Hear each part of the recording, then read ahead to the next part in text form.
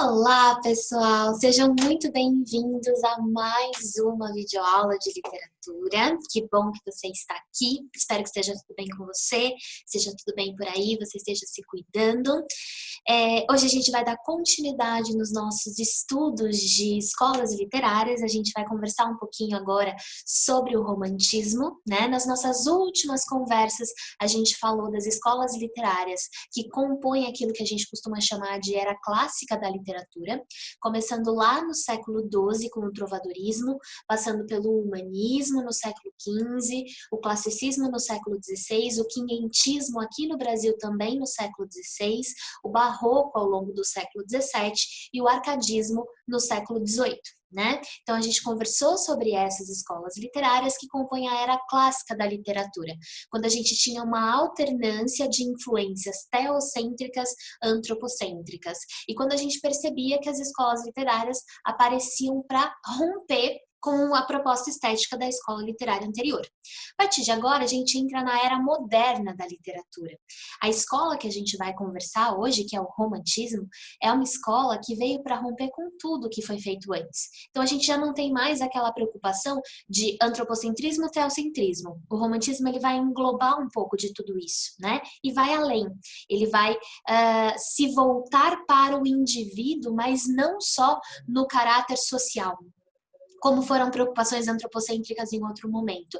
O romantismo, ele vai olhar para o indivíduo por dentro, para suas emoções, para suas sensações, né? Para a maneira como ele se sente diante do mundo. Então tem muito a ver com esse íntimo, com o emocional. Então por isso que o romantismo vai estar ligado a essa ideia, né, das emoções, do sentimentalismo, e a gente vai trabalhar aqui com grandes sentimentos, potentes, intensos e enfim, né?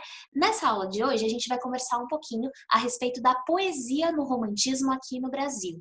A gente vai fazer esse recorte, vai concentrar os nossos estudos em Brasil de novo, como fizemos com outras escolas, né? E vamos falar das 3 gerações românticas da poesia aqui no Brasil. Na prosa, a gente fala na nossa próxima aula, ok?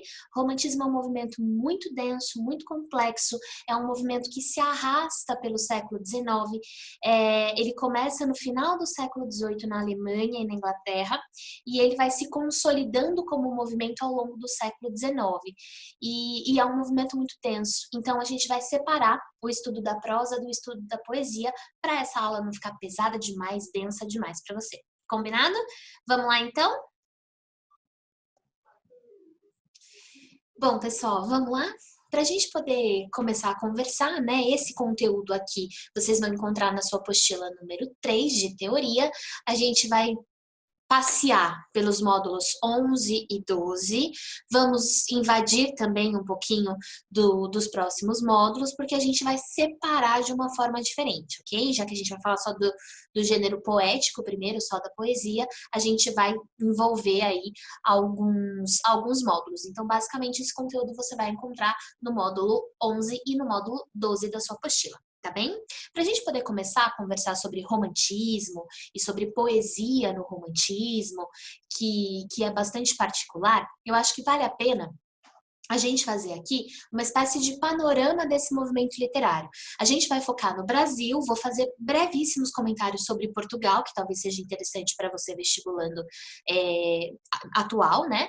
Mas eu queria só fazer um panorama geral do movimento que nasce, na verdade, na Alemanha e na Inglaterra, e vai se espalhar para o mundo, porque o romantismo é um movimento muito forte em todos os países, né? A gente percebe que o romantismo é um movimento que se consolida e ele vai temporalmente, começando ali no final do século XVIII e se estendendo até a segunda metade do século XIX, a gente percebe que o romantismo é um movimento que ele está coexistindo com eventos históricos muito potentes. Então ele é logo depois da Revolução Industrial, logo depois da Revolução francesa é um momento em que a burguesia está consolidada como classe social, então é a burguesia que vai ditar muitos dos valores que vão reger o romantismo. É um movimento que vai olhar para o passado de uma maneira muito idealizada, muito idílica, então a gente vai ver uma idealização do passado, a temática da saudade, a temática do medievalismo na Europa, a temática do colonialismo aqui no Brasil, então é um movimento complexo, né? Então, para a gente poder mergulhar no nosso romantismo, na nossa poesia romântica aqui no Brasil, vale a pena a gente dar uma geral aí nesse conteúdo, ok? Para a gente poder começar, queria que vocês olhassem com bastante atenção para esse quadro, que eu acho que a gente até já comentou em outras ocasiões, né? Mas de certo vocês já se depararam com essa imagem em algum momento das suas vidas. Esse quadro é um quadro do Eugène Delacroix. Eugène Delacroix. O Eugène Delacroix, ele vai trabalhar aqui uma obra intitulada A Liberdade Guiando o Povo. E A Liberdade Guiando o Povo do Delacroix é um quadro de 1830, do ano de 1830, mas ele representa um evento específico, né? Observa nessa obra o que a gente tem aqui. Nós temos figuras humanas, né? A gente tem uma mulher ao centro. Essa mulher, ela parece ser, de fato, o foco dessa pintura. A luz parece que incide sobre ela para chamar a atenção, para conduzir o seu olhar para essa figura. E ela está liderando um grupo de pessoas, certo? Esse grupo de pessoas é um grupo de homens armados. Vocês vão reparar aí que a gente tem tanto figuras que parecem ser de uma classe social mais baixa, quanto outras que parecem ser mais burguesas. A gente vai ver a representação da reordenação social, né? E essa mulher, essa figura, ela carrega uma bandeira da França. Lá bem ao fundo, você também vai reparar em um momento específico aqui, em um espaço, desculpa, específico aqui, você vai reparar que existe a Bastilha, né, representada aqui no fundo da imagem. Quando a gente olha para esse quadro, os nossos olhos são conduzidos para o primeiro plano, pensando nessas pessoas e significativamente nessa mulher que representa muito, né? Mas eu queria que vocês olhassem para essa representação da Bastilha ruindo lá no fundo. Então, se a Bastilha, né, a queda da Bastilha é o evento estopim, o marco da Revolução Francesa, a mulher segura uma bandeira da França e guia esse povo na sua luta. A gente pode entender que esse quadro representa, então, a Revolução Francesa. E se o título do quadro é A Liberdade Guiando o Povo, essa figura feminina no centro do quadro representa a liberdade. É a liberdade personificada. Quando vocês pensam no evento da Revolução Francesa, vocês devem se lembrar, dentre outras muitas coisas que são fundamentais, mas do lema da Revolução Francesa: liberdade, igualdade e fraternidade. Então, reparem como o Delacroix, nesse quadro, ele pinta uma visão muito idealizada, muito otimista da Revolução Francesa, muito inspirada pelo otimismo da mudança, da transformação social, de uma nova forma de vida, de que as coisas iam mudar sem a aristocracia no poder, enfim, uma série de questões, né? Então, quando a gente olha para esse quadro, existe muito desse pintor impresso nessa obra, quando a gente pensa nessa subjetividade positivista, otimista, inspirada, a liberdade guiando o povo. E é muito poética essa figura feminina da liberdade. Reparem que ela tá com as roupas caídas, né, e os seios à mostra. A figura a imagem, né, do seio é uma imagem nada erótica aqui, não é uma figura erotizada, como vimos em outros momentos, em outras escolas artísticas, mas existe uma representação aqui. O seio feminino, ele é o símbolo da maternidade, ele é o símbolo da amamentação. Então, é quase como se o Delacroix, através dessa configuração, dissesse para esse espectador que, na visão dele, a liberdade é a mãe do povo, e ela vai guiar o povo para um rumo certo, para um rumo mais adequado, feliz, próspero, enfim, né? Então existe muito de esperança aqui, muito de uma visão otimista, positivista dessa mudança pós-Revolução Francesa, inspirada, né? O quadro é de 1830, então algumas décadas já depois da Revolução, mas ainda assim carregado dessa esperança, né? Carregado dessa visão otimista e idealizada do embate e da luta, tá? Então, spoiler, né? Falhamos, não deu certo, não, a liberdade não nos guiou para um rumo muito melhor, muito mais otimista, mas isso é conversa para outra hora. Quando a gente pensar aqui nesse quadro, isso deve saltar aos nossos olhos de espectador de obra de arte. A gente precisa entender que esse quadro tem uma carga de subjetividade e de idealização. Idealização do presente, idealização do futuro, idealização da luta, idealização de uma série de coisas, ok? Por que eu trouxe esse quadro para a gente pensar no romantismo? Primeiro, porque ele é uma obra que se encaixa, né, na escola artística do romantismo, que acontece na literatura, muito forte, mas não só. Acontece em todas as outras artes também. Mas mais do que isso, por causa dessa carga de subjetividade. Essa questão da idealização, ela é uma questão muito importante quando a gente pensar no romantismo, tá? Uma das palavras, as duas palavras-chaves para o romantismo como escola literária são idealização e subjetividade, tá? Tem mais uma, que é a ideia do sentimentalismo, dos excessos sentimentais. A gente chega nisso já já, tá? Porque é de um momento bem específico. Mas em todo o momento, essa subjetividade, essa coisa da carga, da função expressiva mesmo, de se colocar no texto, de se expressar no texto através das palavras, das imagens, da obra de arte. Então, é transmitir emoções, né? No caso aqui, essa emoção da esperança, ligada à esperança, ligada ao otimismo. Então, a subjetividade e a idealização, um olhar idealizado para o mundo, né? Não existe no romantismo uma preocupação em retratar a realidade fielmente. Não são obras, nem nas artes plásticas, nem na literatura, miméticas, né? É uma visão muito emotiva do mundo, muito emocional, muito próxima daquilo que o mundo ideal deveria ser. Então, a ideia do romantismo vai, né, flerta um pouco com essa questão da visão emocional da realidade e não racional. Então, existe muita emoção aqui, tá?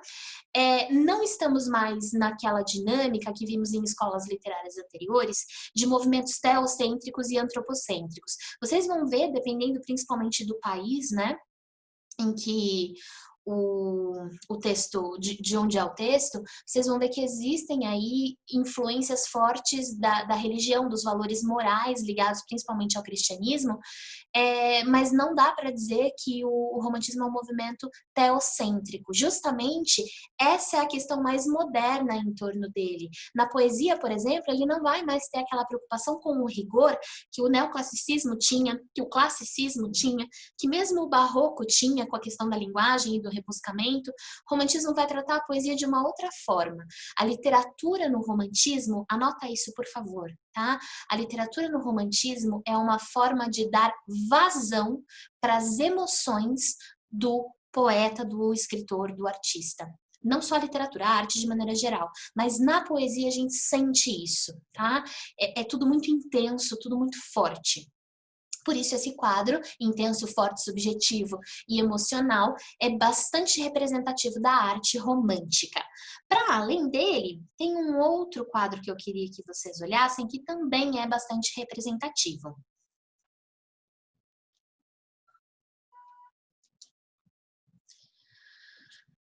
Que é essa obra aqui, né? O Peregrino sobre o Mar de Névoa. Essa é uma das traduções possíveis, é a mais popular, né? Que é uma obra do Friedrich. Aqui a gente tem uma outra representação interessante que se liga muito à ideia da poesia no romantismo, né? Vocês percebem que a gente tem um homem que é um peregrino, ou seja, alguém que viaja, não é uma pessoa que está sempre no mesmo lugar, né? É um viajante e ele está sobre um mar de névoa. não é necessariamente um mar de água. Então, ele olha de costas para nós, ele olha para esse mar de névoas, que é misterioso, que a gente não sabe bem o que tem ali embaixo, a gente não sabe se ele vai pular dali ou não. Então, existe aqui todo um mistério. A névoa, ela tem essa representação. A névoa é uma espécie de neblina, né? Um pouco mais espessa. Então, ela impede a sua visão e você não consegue enxergar muito além. Então tem muito de mistério envolvido nisso. O romantismo tem essa representatividade. Muito do mistério do romantismo está ligado à fantasia. A gente vai ver que no romantismo um dos braços da literatura vai flertar com a questão do mágico, do fantasioso, que é o tipo de literatura que a gente vai classificar depois como literatura gótica, né? Acontece sobretudo na Europa, principalmente na Alemanha e na Inglaterra.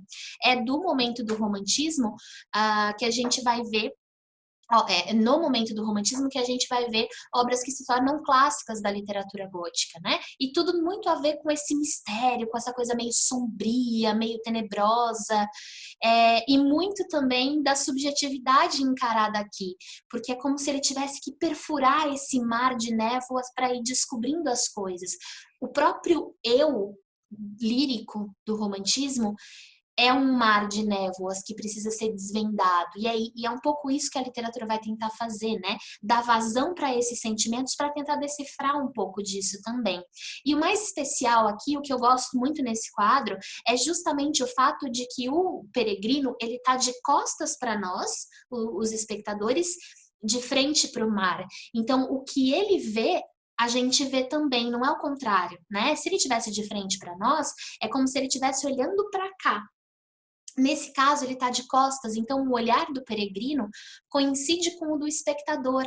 É como se esse peregrino, esse viajante que estivesse conhecendo, experimentando, desbravando uma série de lugares diferentes, conduzisse o seu olhar nessa névoa misteriosa para tentar desvendar alguma coisa sobre a sua própria essência, né? Então existe aqui um olhar interessante, gosto muito desse quadro, acho ele muito válido. E o último quadro que eu vou mostrar para vocês, prometo que é o último, é esse do Gustave Courbet, também. Então vocês vão percebendo que na pintura, né, a França se destaca bastante. A gente viu o Delacroix e vimos o Delacroix e vimos agora também Gustave Courbet. O Courbet vai ser um pintor muito ligado ao realismo francês na pintura.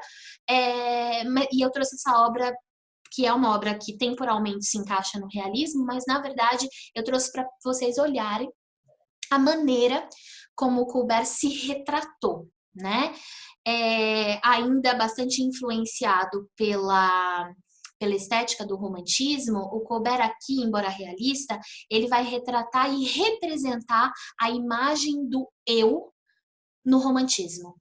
Esse eu angustiado, desesperado, né? É um autorretrato do artista, que a gente vai ver também que recebe como título O Desespero, né? Então, aqui a gente vê exatamente como é o eu lírico do romantismo, sobretudo do ultrarromantismo, que eu já explico para vocês o que é.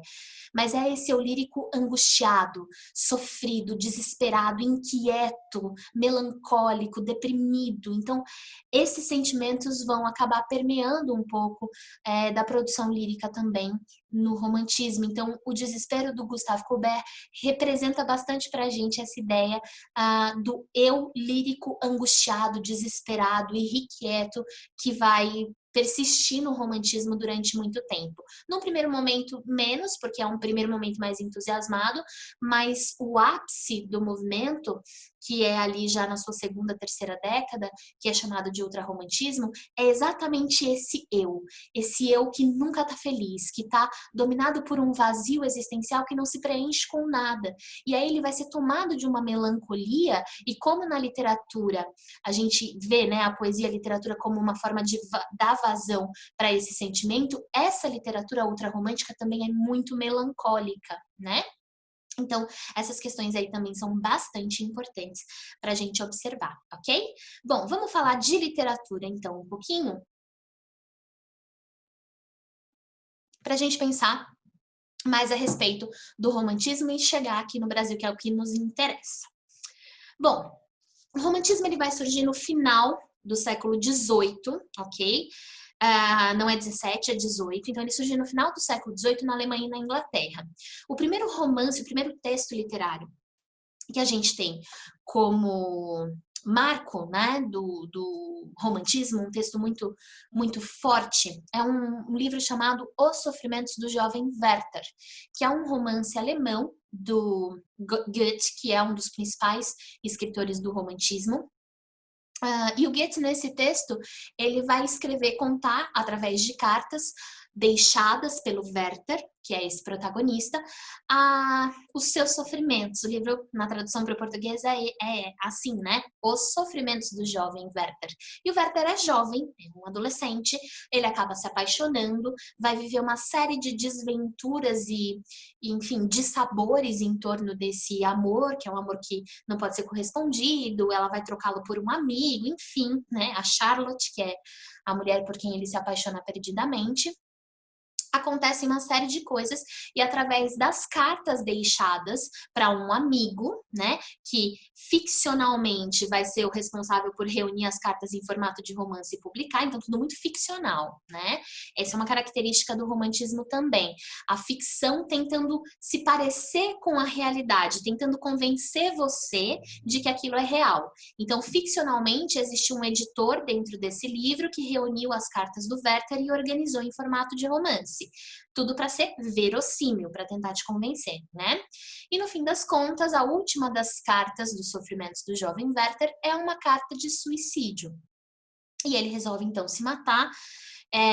No epílogo, né, no trechinho final, o editor vai contar pra gente que ele acabou atirando na própria cabeça, hesitou na hora, era uma espingarda, também não era enfim, né? Não vou nem fazer um comentário sobre isso, mas não acredito que espingarda seja a melhor maneira para atingir o objetivo que ele queria, enfim. Ele acaba agonizando durante muito tempo até de fato morrer. Então, a coisa da dor, do sofrimento, né? Muito forte. Então, o primeiro livro que a gente tem nesse modelo romântico vai ser Os Sofrimentos do Jovem Werther. O romantismo, na verdade, ele nasce de um outro movimento de transição que acontece só na Alemanha, que é um movimento chamado Sturm und Drang. Sturm und Drang, em alemão, significa tempestade e ímpeto, que é justamente essa premissa, né? Pós-neoclassicismo, que a gente conheceu como arcadismo na literatura, a ideia era de dar vazão mesmo para esses sofrimentos. Então, como se o que tivesse dentro do poeta fosse uma tempestade de sensações. E num ímpeto, ele colocasse isso no papel através de poesia.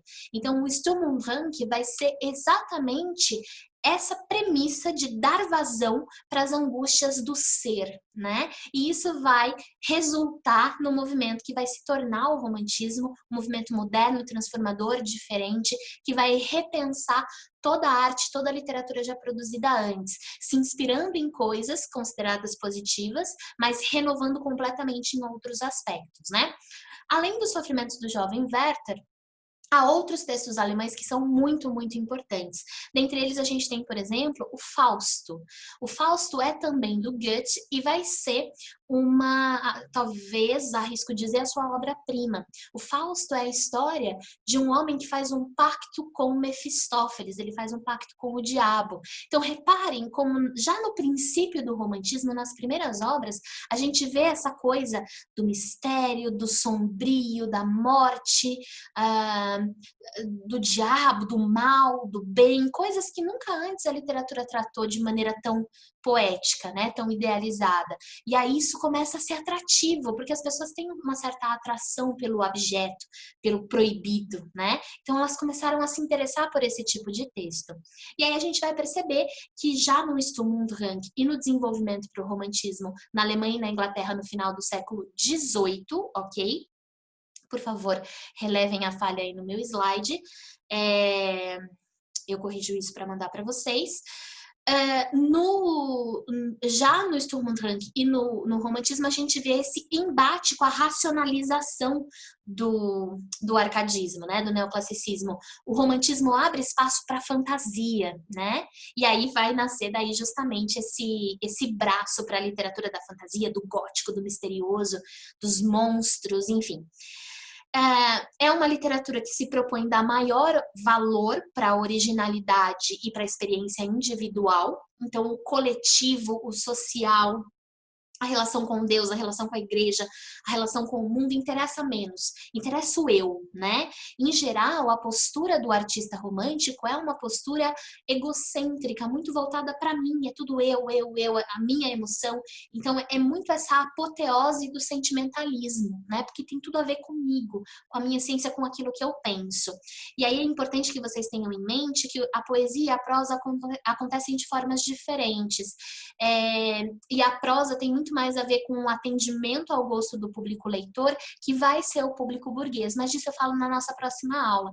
Na poesia vocês vão ver que existe uma carga muito forte de subjetividade, uma carga muito ligada a esse egocentrismo, a essa volta para si, né? Bom, a questão da subjetividade, portanto, e a ideia de que, vou falar disso na nossa próxima aula, mas o romantismo é um movimento onde surge o gênero romance. Até então, tudo que era considerado prosa na literatura era considerado prosa porque tinha princípios narrativos, mas a forma do texto, via de regra, era uma forma mais ligada à poesia, né? Era um modelo de epopeia, ou textos como a Marília de Dirceu, por exemplo, que eram todos em verso, ainda que tivesse esse princípio de contar uma história. É no romantismo que vai surgir, então, o romance. E até por isso vem, então, o título, né? O título não, o nome do movimento. Romantismo não é só porque é ligado a histórias de amor, mas também porque é ligado ao gênero romance. Aliás, é por isso. Bom, falar então só rapidinho que há no romantismo esse braço da literatura ligado ao extraordinário, porque isso vai fazer muito sucesso e vocês vão reparar que o romantismo é um movimento que se pauta pelos valores e pelos interesses do público-alvo, do público leitor do romantismo. E aí, né, ainda no princípio do século XIX, final do século XVIII, princípio do XIX principalmente, surgem as obras clássicas românticas que são ligadas a essa literatura chamada de gótica, que é uma outra vertente que por si só merecia umas 3 aulas, mas a gente não tem tempo para falar delas. Mas é essa literatura que vai flertar com o obscuro, com o sobrenatural. O sobrenatural é a temática fundamental aqui, né? Esse flerte com o que vem do sonho, da fantasia, é uma forma de escapar da realidade. Existe no romantismo uma preocupação dos escritores em retratar o tédio, o cansaço com o contexto, com o presente deles. Então, o que vai acontecer? Eles vão buscar formas de escapar daí, né? E vão buscar temáticas que retratem esse escapismo, a fantasia vai ser uma delas. Então, o que tem depois da morte? O que acontece com as pessoas quando elas morrem? Ou o que aconteceria numa situação sobrenatural se alguém voltasse dos mortos? Então começam a surgir personagens que vão fazer muito sucesso, né? Os vampiros, os lobisomens, os autômatos, a figura do Frankenstein, que é aquela figura do monstro do Frankenstein, que é aquela figura formada de partes, né? Então essas histórias, a ficção científica, então as coisas vão começando a nascer daí, e isso vai gerar aí também uma vertente importante no romantismo. Para além disso, acho que vale comentar também que flerta com essa mesma ideia as histórias de contos de fadas do final do século XVIII, que foram registradas no final do século XVIII pelos irmãos Grimm, principalmente na Alemanha, e os Grimm, eles vão fazer uma coletânea de histórias populares, de contos de fadas, que não tem nada a ver com o tipo de história que a gente vê hoje nos filmes da Disney ou em livros infantis. Eram histórias macabras mesmo, porque elas tinham um intuito pedagógico, né? Elas tinham o intuito de ensinar as crianças a não fazer coisa errada. Então, quando vocês tiverem com um tempinho sobrando, ou curiosidade e quiserem pesquisar, procurem sobre os contos de fadas nas suas versões originais, alemãs principalmente, mas também inglesas e francesas, né? Vocês vão ver que são histórias bem tenebrosas, tá? Então é daí que vai surgir, é desse momento que a gente tem o Frankenstein da Mary Shelley, a gente tem o Drácula do Bram Stoker e a gente vai ter entrevista com o vampiro, enfim, a gente vai ter da Anne Radcliffe vários contos também.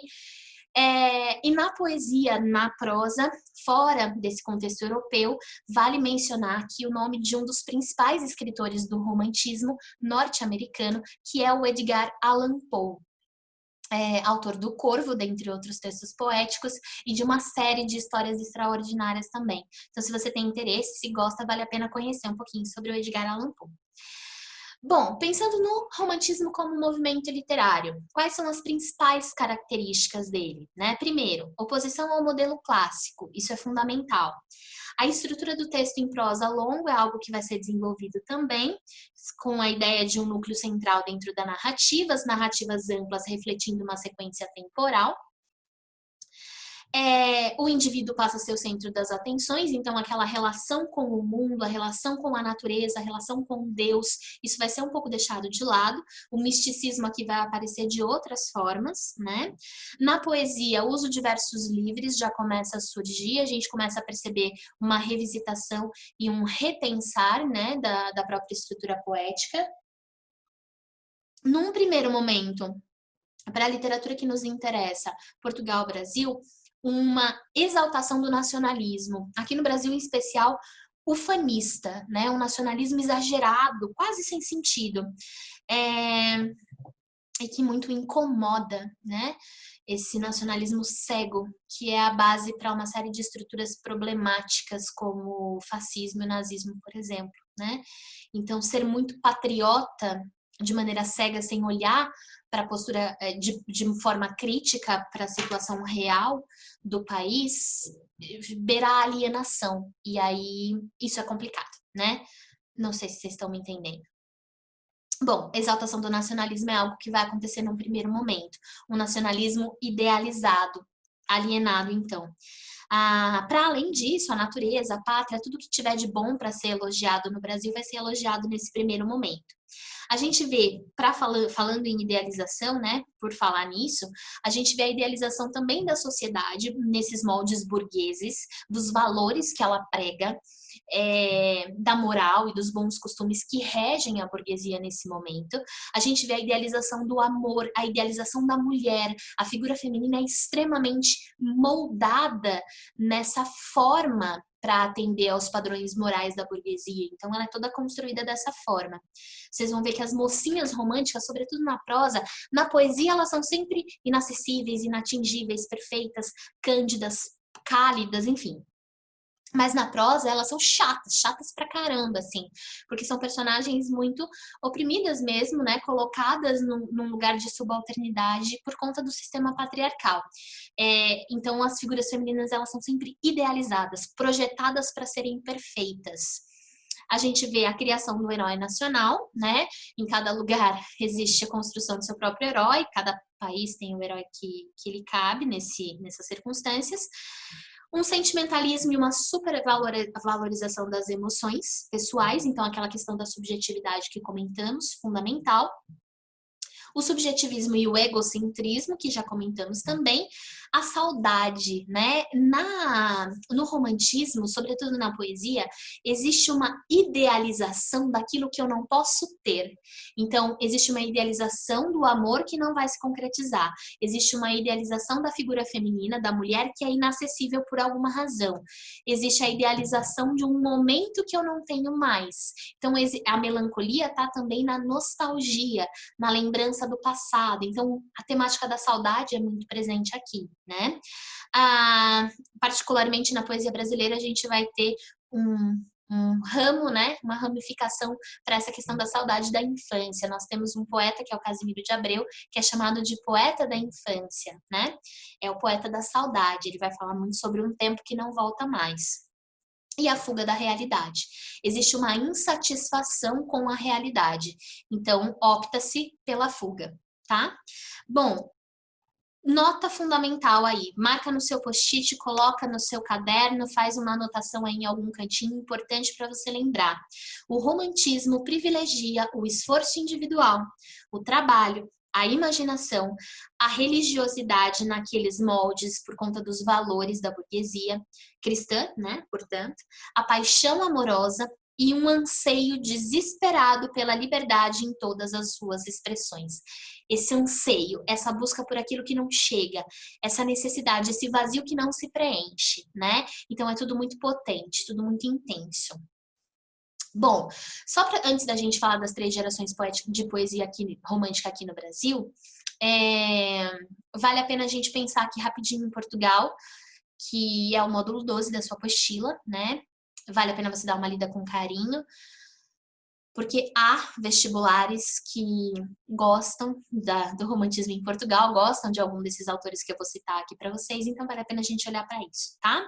O romantismo, via de regra, na poesia, ele se divide em 3 gerações, né? Em Portugal, a poesia e a prosa caminham juntas nessas 3 gerações. No Brasil, não, tá? Mas em Portugal, a gente tem uma primeira geração que surge ali nos primeiros momentos, nos primeiros anos do romantismo, que é uma primeira geração nacionalista, mas nacionalista ao modo lusitano.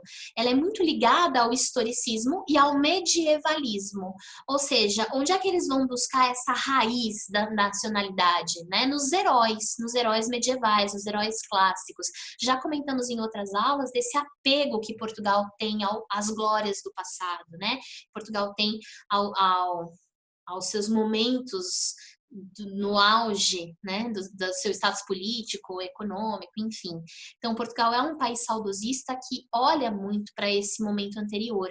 Então, a gente vê, né, muitos dos textos da primeira geração do romantismo em Portugal voltados para retratar experiências medievais, lendas medievais, heróis medievais e buscar buscar esse material na fonte do medievalismo, na fonte histórica. Bom, o nome que eu coloquei aí para vocês lembrarem é o Almeida Garré, um nome muito, muito importante, muito significativo. Um outro nome que vale a pena vocês anotarem também para se lembrar, para conhecer e para procurar um pouquinho mais, vocês têm algumas definições interessantes e explicações sobre esses autores na sua apostila. Esse outro nome é o Alexandre Herculano, tá? Anotem porque vale a pena conhecer a obra do Herculano também, muito representativa do que é essa primeira geração do romantismo em Portugal. Saindo desse momento, né, de revisionismo histórico, de resgate dos valores medievais, das ideias, das histórias e tudo mais, os escritores românticos passam a olhar para o seu presente e existe uma certa insatisfação com o presente, né? E aí uma necessidade de escapar dessa realidade, mas também de repensar um pouco sobre ela e de refletir a respeito dessa insatisfação. E aí a gente vai ter essa temática da melancolia, da angústia, da insatisfação, da incerteza, permeando essa literatura que começa em Portugal a se conduzir por um tom que vai haver aí muitas representações extremamente pessimistas, né? Nomes importantes aí dessa geração chamada de ultra-romântica, que é o ápice do romantismo mesmo em Portugal, Camilo Castelo Branco, nome mais importante de todos para esse momento, e também o Soares Passos. Para além disso, a gente tem uma terceira geração, a segunda geração é mesmo o coração do romantismo, então ela se arrasta durante um tempo, e na terceira geração a gente já está ali num pré-realismo. Eu ainda tenho apego, né? Os escritores ainda têm apego aos valores do romantismo, mas eles já começam a olhar para a realidade, para criticá-la, para questioná-la, ou para rever algumas questões que são problemáticas naquele momento, né? Então a gente vai ver que é uma geração pré-realista, uma geração que começa a apresentar uma visão crítica da sociedade. Aí a gente tem os nomes do Júlio Diniz e do João de Deus. Lá no seu módulo 12 você vai encontrar maiores explicações, maiores exemplos e descrições a respeito desses autores, ok? Não deixe de passar por lá, tá? Bom, e aí então chegamos ao romantismo no Brasil. O romantismo aqui no Brasil, ele é marcado, né, a obra que é o marco inicial do romantismo brasileiro é uma coletânea de poemas do Gonçalves de Magalhães intitulada Suspiros Poéticos e Saudades. É o marco inicial do romantismo no Brasil. É uma obra de 1836. Então vocês vão ver que o romantismo aqui no Brasil, ele está muito ligado a esse momento histórico que nós vivíamos no princípio do século XIX. Então, em 1836, a gente tinha acabado, né, de passar por um processo de independência. Nós passamos, então, a ser uma nação independente, não mais uma colônia de Portugal. Isso ocorre em 7 de setembro de 1822. Então, a gente está muito naquele espírito aqui no Brasil, aquele espírito que é todo ligado a essa questão do nacionalismo. Nós agora somos uma nação. Então, esse primeiro momento do romantismo, ele se dedica muito, totalmente, a criar uma identidade nacional, ou pelo menos a fortalecer uma identidade nacional, a valorizar o que existe aqui. Então, a nossa primeira geração também é uma geração extremamente nacionalista, ufanista. E aqui no Brasil ela vai ser chamada, inclusive, de geração nacionalista, tá? Não historicismo, não medievalista, uma geração extremamente nacionalista. Então, muito ligada a essa independência do Brasil, o sentimento de ufanismo. O que é o ufanismo? É esse nacionalismo exagerado, exacerbado, quase alienado, né? E a busca, então, por uma identidade nacional. A gente vê também que o romantismo aqui no Brasil, ele vai manifestar as principais características do movimento romântico nesse primeiro momento, que é essa ideia do nacionalismo e da idealização. Porque a gente começa a constituir uma identidade nacional, mas é uma identidade nacional idealizada. O que vai acontecer nesse primeiro momento? Uma tentativa muito forte de se configurar essa identidade a partir de um herói, o herói romântico, né? Esse modelo de herói romântico que aqui no Brasil vai ser o autóctone. Se eu preciso de um herói que represente esse nacionalismo, eu vou buscar nas origens da minha terra, Brasilis, né? Eu vou criar a imagem de um herói indígena, nativo do Brasil. O problema é que o herói indígena que aparece nas obras literárias, nas obras literárias da primeira fase do romantismo, aqui no Brasil, ele vai ser um indígena extremamente idealizado. Ele vai ter cara de indígena, vai falar como um indígena, porte de indígena, mas na verdade os valores que ele manifesta são valores europeus, né? Então, até a própria configuração do herói é uma configuração idealizada, fora da realidade. Depois a gente mergulha na geração que vai ser a nossa geração ultrarromântica, chamada de geração mal do século, em que os nossos autores vão expressar a temática da melancolia, vão trabalhar muito a questão do escapismo, do saudosismo. Uma das coisas mais importantes a respeito do escapismo, eu falei que uma das formas de escapar da realidade no romantismo era a fantasia, a outra era a morte. Então vocês vão reparar que na segunda geração dessa poesia, a morte é muito presente como temática, né? Porque existe uma idealização da própria morte, já que no romantismo tudo era idealizado. Então, essa geração mal do século, a geração entediada, cansada da sua realidade. Vai haver na poesia romântica, nesse primeiro momento também, no primeiro e no segundo, né? Principalmente nessa geração ultrarromântica, um fascínio pelo desconhecido, pelo obscuro, pelo sinistro, né? Então, a gente também vai ter uma veiazinha de literatura mais inclinada para esse sobrenatural, que também vai ser muito interessante, sobretudo as obras do Álvares de Azevedo, que é o nosso poeta fundamental aqui. Também haverá um flerte com a fantasia, com o sonho, né? Com esse escapismo pelo sobrenatural. O escapismo, lembrando, então, escapar da realidade, esse é um preceito importante para o romantismo, é escapar da realidade através da fantasia, através da morte, por isso a idealização desses aspectos. E, por fim, já no final do movimento, na nossa terceira geração, uma geração já próxima do realismo, a gente vai ter a influência dos movimentos abolicionistas. Então, aqui no Brasil, a nossa poesia romântica, ela se configura também em 3 gerações, começando lá em 1836, com Suspiros Poéticos e Saudades, e se arrastando pelo século XIX até o início da década de 80 desse século, então 1880, 1881, né? E aí, esse nosso romantismo na poesia, aqui estamos de novo, ok? Falando de poesia, nós temos também 3 gerações. Primeira geração, chamada de indianista ou de nacionalista, né? A primeira geração, que é essa geração indianista, coloca o índio como herói. A gente vai ver isso na prosa, mas na poesia nós temos muitos poemas épicos que vão retratar eventos, grandes feitos heróicos de protagonistas indígenas, né? Como Ijuca Pirama, por exemplo, e outros muitos. Então, nesse primeiro momento, a gente tem o retrato do indígena, o retrato, a idealização da natureza do Brasil e uma série de outras coisas.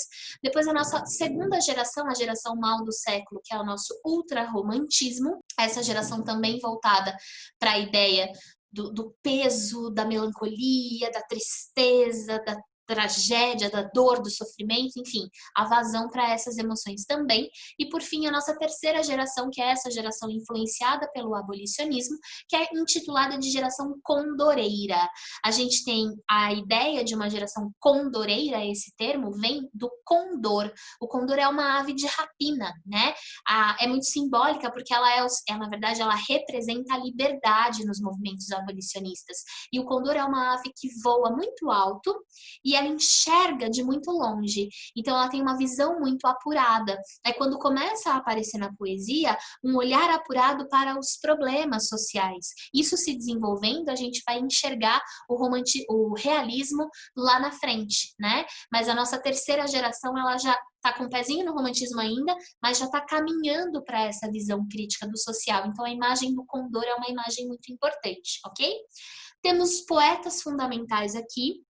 Na primeira geração, vou citar, mas não são os únicos, o Gonçalves de Magalhães, que é o autor de Suspiros Poéticos e Saudades, e o Gonçalves Dias, um dos mais importantes poetas dessa geração aqui no Brasil.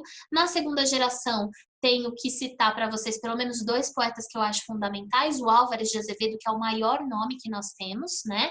O Álvares de Azevedo é um poeta que morreu muito cedo, com 21 anos de idade, morreu de tuberculose, é extremamente talentoso, produziu coisas em prosa, em poesia e no teatro, então ele era muito, muito produtivo e extremamente talentoso, habilidoso, com um aspecto lírico muito sensível, muito forte tudo que ele escrevia. Inclusive, o Álvares de Azevedo tem uma peça de teatro chamada Macário, que lembra muito o Fausto do Goethe, a questão do pacto com o demônio, que nós comentamos antes.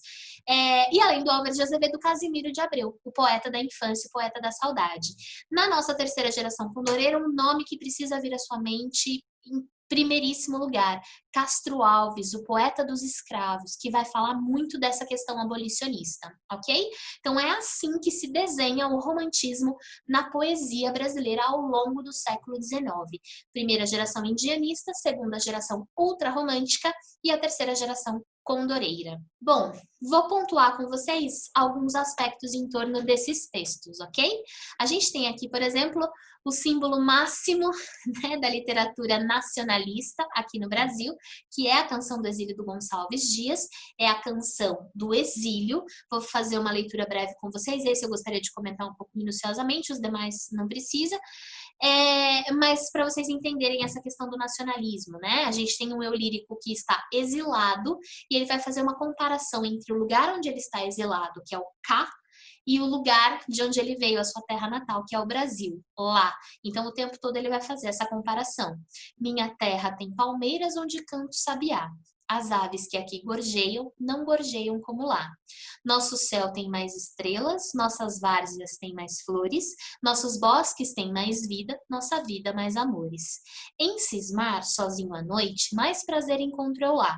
Minha terra tem palmeiras onde canto sabiá. Minha terra tem primores que tais não encontro eu cá. Em cismar sozinho à noite, mais prazer encontro eu lá. Minha terra tem palmeiras onde canto sabiá. Não permita, Deus, que eu morra sem que eu volte para lá, sem que desfrute os primores que não encontro por cá, sem que ainda vixe as palmeiras onde canto sabiá. Eu tenho certeza que pelo menos esses primeiros versos você conhece, né? Minha terra tem palmeiras onde canto sabiá. Parece que na matemática tem uma regrinha para saber seno e cosseno que brinca com esses versos aqui, né? Então você deve se lembrar disso. Mas de qualquer forma, esses versos são muito famosos e reparem como a forma como ele descreve o lá é extremamente representativa. Ele vai falar da terra que tem palmeiras onde canta o sabiá, as palmeiras representando a flora, né, brasileira, e o sabiá representando a fauna, e ele tem saudade. Reparem como existe essa idealização da terra natal. É um lugar perfeito, idílico, uma espécie de paraíso tropical na terra, que tem uma série de primores que ele não encontra K. O K é o lugar onde ele está, o exílio, né? A segunda estrofe também precisa chamar a sua atenção aí. Você já viu isso em outro lugar, né? Nosso céu tem mais estrelas, nossas várzeas têm mais flores, nossos bosques têm mais vida, nossa vida mais amores. O hino nacional. Então, olha a ideia do nacionalismo aqui, né? Os versos do hino nacional também aparecem aqui. Então é muito isso, ele diz em cismar, né, pensando sozinho à noite, mais prazer encontro eu lá. Minha terra tem palmeiras onde canto sabiá. E aí ele fica dizendo todas as coisas maravilhosas que tem na sua terra e que ele não encontra na terra do exílio. Então é uma oposição entre o lá e o cá que idealiza essa terra natal. É um poema clássico, típico do que seria essa literatura nacionalista da primeira geração da poesia romântica. Seguindo rapidinho, também queria mostrar para vocês aqui um poema, um soneto que eu trouxe do Álvares de Azevedo, que é um soneto que eu gosto bastante, e é um soneto que pode representar de uma forma interessante aí a ideia da nossa geração ultrarromântica, tá? Uma das ideias. Vejam só, o eu lírico diz: pálida, a luz da lâmpada sombria, sobre o leito de flores reclinada, como a lua por noites embalsamada, entre as nuvens do amor ela dormia. Era a virgem do mar na escuma fria, pela maré das águas embalada. Era um anjo entre nuvens da alvorada, que em sonhos se banhava e se esquecia. Era a mais bela, seio palpitando, negros olhos as pálpebras abrindo, formas nuas no leito resvalando. Não te rias de mim, meu anjo lindo. Por ti, às noites eu velei chorando, por ti, nos sonhos morrerei sorrindo. Álvares de Azevedo. Esse eu lírico descreve uma mulher amada, né? E aqui, reparem nos primeiros versos.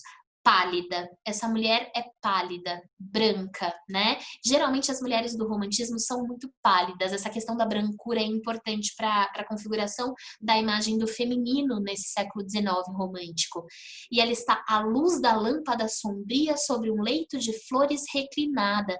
Essa imagem é a imagem de uma mulher morta, como se ela estivesse num caixão, reclinada num leito de flores, pálida sobre uma lâmpada sombria, que pode ser uma vela, pode ser a luz da lua que entra pela janela de maneira meio soturna. Então a gente vê que a configuração aqui, depois ele vai descrevendo, ele diz que ela era virgem do mar, na escuma fria, como se ela estivesse no mar, né? Na espuma do mar, embalada pela maré das águas. Ele descreve ela como um anjo lindo entre as nuvens, quase como se ela fosse mesmo ascendendo aos céus, né? Esse anjo nessa figura de uma mulher morta. Lembra que eu falei que a mulher amada no ultrarromantismo ela é inacessível? Uma das razões para ela ser inacessível é o fato dela estar morta, né? Então essa configuração meio mórbida, meio sinistra também vai se dar aqui. E aí a descrição que ele vai fazendo dela, dizendo que ela é bela, que o seio palpita, que as pálpebras se abrem, parece que ele está tendo uma espécie de alucinação com essa mulher, né? Então a gente não sabe se ela está morta mesmo, se ela está viva, se ele queria que ela estivesse viva, se ele está sonhando ou não. É tudo muito obscuro, tudo muito nebuloso, como aquele mar de névoa que é observado pelo peregrino, lembra? No quadro que nós vimos do Friedrich, é tudo muito nebuloso, a gente não tem certeza se é sonho, se é real, então existe esse flerte, né? E a idealização da morte. Essa mulher morta é uma mulher lindamente morta, né? E aí ela ri para ele, quase de um jeito meio sinistro no final. Ele diz: não te rias de mim, meu anjo lindo. Por ti, às noites eu velei chorando. Então é um sentimentalismo, né? Por ti nos sonhos morrerei sorrindo. Ele também diz que morrerá sorrindo. Reparem nessa carga de subjetividade, a presença de uma primeira pessoa, a força e a intensidade do sentimentalismo, essa idealização da morte, essa coisa meio sinistra que se configura, enfim. Essa é uma das interpretações possíveis, há outras, né? Mas esse poema traz bem a ideia embora ele seja um soneto e tudo mais, e haja uma preocupação com as rimas aqui, reparem como o conteúdo desse poema toma toda a nossa atenção, né? Ele é misterioso, ele é sombrio, ele é meio soturno, ele tem uma coisa meio macabra de uma moça meio morta, meio viva, a gente não sabe bem, né? Mas inacessível de fato, pálida, cálida, um anjo. Então a mulher também, completamente idealizada, né? Então esse poema é um poema muito legal. Trouxe para mostrar para vocês só esse poema a título de exemplo apenas, que é Os Meus 8 Anos, do Casimiro de Abreu, poeta da infância, em que ele vai ficar lembrando da sua infância, representativo do tipo de... É representativo do tipo de poema... Bela. É representativo do tipo... Bela. Você pode ficar quietinha? É representativo do tipo de poesia que faz o Casimiro de Abreu, né? Então ele começa dizendo: ó, que saudades que tenho da aurora da minha vida. A aurora é uma imagem importante, né? A aurora é o amanhecer, é o nascer do dia. Então, da aurora da minha vida é a minha infância, é o começo da minha vida, minha infância. Da minha infância querida que os anos não trazem mais. Que amor, que sonho, que flores. Naquelas tardes fagueiras, à sombra das bananeiras, debaixo dos laranjais. Percebem a subjetividade? É tudo muito em torno dele, do que ele sente, do que ele pensa, do que ele lembra, né? É um poema todo memorial, ele está resgatando as lembranças da infância. Todo poema Meus 8 Anos vai se constituir dessa forma. E, aliás, a poesia do Casimiro também. E para a gente fechar esse poema, que é uma das obras mais maravilhosas da literatura brasileira de todos os tempos, é forte, intenso, chocante, dolorido demais, né? Que é O Navio Negreiro, do Castro Alves. Aqui eu trouxe um pequeno trecho, e aí vocês vão começar a perceber como é diferente ler a obra do Álvares de Azevedo, do Casimiro de Abreu, do Gonçalves Dias e vir para o Castro Alves. Tudo aqui existe uma intensidade subjetiva muito forte, muito romântica, muito potente, intensa, mas não é sobre si, né? É sobre o meu igual, é sobre o negro que foi arrancado da sua terra em África, em diferentes lugares de África, e foi trazido à força para cá para ser escravizado. Todo esse poema do Castro Alves, O Navio Negreiro, vai falar sobre a viagem, né? O foco está no navio. E ele vai construir a imagem do navio negreiro de uma maneira muito forte. Reparem aí. Era um sonho dantesco. Dantesco é bizarro, né? Era um sonho dantesco, o tombadilho que das luzes a vermelho brilho, em sangue a se banhar, tinir de ferros, estalar de açoite, legiões de homens negros como a noite, horrendos a dançar. Reparem como nessa primeira estrofe ele vai criar uma imagem dantesca, né? Completamente doida, bizarra. Ele fala do tombadilho que das luzes a vermelho brilho. Por que as luzes têm um brilho avermelhado ali? Por conta do sangue presente naquele lugar. A luz se banha no sangue desses homens negros como a noite, que dançam nos porões do navio negreiro. Dançam porque estão felizes e animados? Não. Dançam por conta do estalar do chicote. Bater no chicote para fazer bater com o chicote neles para que eles se movimentem, né? A descrição sensorial, o barulho dos ferros das correntes, o estalar do açoite. Negras mulheres suspendendo as tetas magras crianças cujas bocas pretas rega o sangue das mães. Outras moças, mais nuas e espantadas, no turbilhão de espectros arrastadas em ânsia e mágoa vãs. Ele fala das mulheres nessa estrofe e é muito impactante, né? Ele fala das mães que suspendem as tetas, né? Levam até as tetas as suas crianças magras e a boca que ele despreta dessas crianças rega o sangue das mães. Essa imagem de regar o sangue é forte. Reparem como o sangue é muito presente, né? O vermelho do sangue e o negro da cor da pele. E essas bocas pretas são regadas pelo sangue dessas mães, né? Elas são amamentadas, alimentadas por esse sangue.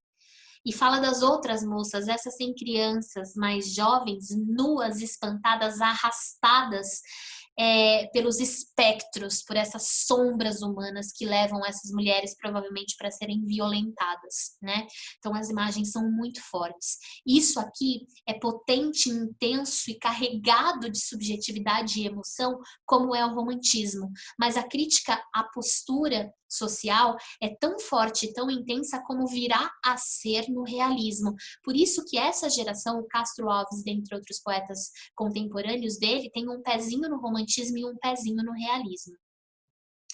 E ri-se a orquestra irônica estridente, e da ronda fantástica a serpente faz doudas espirais.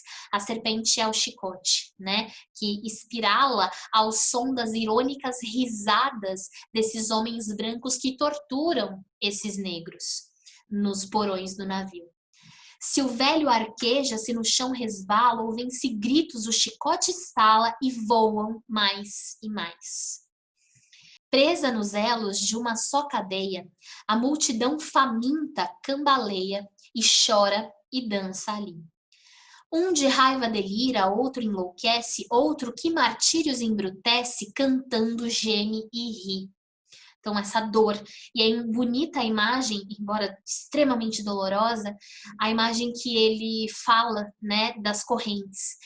Presa nos elos de uma só cadeia, como se eles todos estivessem aliados uns aos outros também pelas correntes que os aprisionam. Então, difícil, né? Enlouquecem, gritam, gemem. No entanto, o capitão manda a manobra e, após fitando o céu que se desdobra, tão puro sobre o mar, diz do fumo entre os densos nevoeiros: vibrai rijo chicote, marinheiros, fazei-os mais dançar. O sadismo do capitão desse navio, que quando olha o céu e o mar fora do navio negreiro, grita para que seus marinheiros estalem o chicote cada vez mais rígido, né? Para fazê-los dançar. É sádico. Os brancos se divertem com os sofrimentos dos negros nos porões. É horrível, né? E ri-se a orquestra irônica estridente, da ronda fantástica serpente faz doudas espirais. Qual um sonho dantesco, as sombras voam, gritos, ais, maldições, preces ressoam, e ri-se Satanás, né? Olha que oposição importante no final dessa estrofe que a gente tem aqui. Gritos, ais, maldições e preces ressoam, vindas dos negros torturados. Eles amaldiçoam, eles rezam, eles gritam, eles gemem. E de um outro lado dessa oposição, a gente tem o riso do Satanás, do branco, que arrancou esse negro da sua terra e está forçando ele acorrentado a vir ser escravizado aqui no Brasil. Esse trecho é apenas um trecho, o poema é muito longo, tá? Eu trouxe só um pedacinho para mostrar para vocês, mas é um dos pedaços que mais me comove, é dos que mais me afetam, assim, eu acho muito forte. E dá para entender muito bem qual é a ideia do Castro Alves quando constrói lírica, poética e tão dolorosamente a imagem da viagem nos porões de um navio negrito. Okay? Então, representa muito bem a ideia, a intenção e a força do movimento abolicionista nessa geração condoreira, que é a terceira geração da poesia romântica aqui no Brasil. Ok? Bom, falamos bastante, a aula ficou grande, deu para dar um giro bem panorâmico aí pelo romantismo no mundo até a gente chegar aqui na poesia. Na nossa próxima aula a gente desenvolve isso um pouquinho mais e vai conversar também a respeito da prosa no romantismo, que é fundamental para tudo que vai vir depois desse momento histórico. Bom, espero que vocês tenham gostado, né? Que tenha sido uma aula bacana, apesar de bastante conteúdo. Com calma, eu tenho certeza que vocês vão contemplar tudo. O romantismo é um movimento muito importante. Vale a pena a gente dedicar um tempinho a mais para ele, ok? Espero que vocês tenham curtido a aula de hoje, então guardo vocês numa próxima aula para a gente conversar um pouquinho mais sobre o romantismo no Brasil. Tenham todos uma ótima semana, super beijo e até mais!